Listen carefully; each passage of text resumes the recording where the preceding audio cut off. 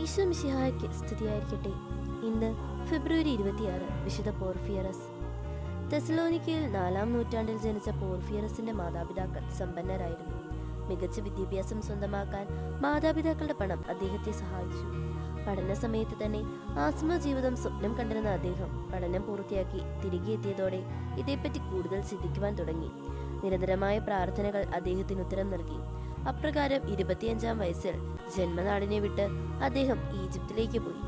അവിടെ മരുഭൂമിയിൽ വിശുദ്ധ മഗേറിയസിന്റെ കൂടെ അദ്ദേഹം ജീവിച്ചു. ഇക്കാലയളവിൽ അദ്ദേഹം വിശുദ്ധ ജെറോമിനെയും പരിചയപ്പെട്ടു. കുറെ വർഷങ്ങൾ അവിടെ കഴിഞ്ഞ ശേഷം അദ്ദേഹം ജെറുസലേമിലേക്ക് തീർത്ഥയാത്ര പോയി. യേശുക്രിസ്തു തൂങ്ങി മരിച്ചുവെന്ന് കരുതപ്പെടുന്ന കുരിശ് കാണുകയായിരുന്നു ലക്ഷ്യം. പിന്നീട് ജോർദാനിലേക്ക് പോയി. ഗാസയിലെ ബിഷപ്പായി നിയമിതനായപ്പോഴാണ് അദ്ദേഹം പൂർണ്ണമായി ഒരു പ്രദേശത്ത് മാത്രമായി പ്രവർത്തിക്കുന്നത്. തന്റെ പുതിയ ചുമതലകൾ അദ്ദേഹം പൂർണ്ണ ഉത്തരവാദിത്വത്തോടെയും വിശ്വസ്തയോടെയും നിറവേറ്റി. 10,000-കണക്കിന് വിജാതീയരെ അദ്ദേഹം ക്രിസ്തു മതത്തിലേക്ക് കൊണ്ടുവന്നു. പ്രാകൃത മതങ്ങളിൽ വിശ്വസിക്കുന്നവരെ നേർവഴിക്ക് കൊണ്ടുവരികയായിരുന്നു അദ്ദേഹത്തിന്റെ ലക്ഷ്യം. അതിൽ അദ്ദേഹം വിജയിക്കുകയും ചെയ്തു. മരണം വരെ സുവിശേഷം പ്രസംഗിച്ച അദ്ദേഹം നിരവധി അത്ഭുതങ്ങളും പ്രവർത്തിച്ചു. അനവധി പേർക്ക് രോഗസൗഖ്യം നൽകി. AD 420 അദ്ദേഹം മരിച്ചു. ഇന്നീ ദിവസം എല്ലാ ആശുപത്രി ജീവനക്കാരെയും നമുക്ക് സമർപ്പിച്ച് പ്രാർത്ഥിക്കാം.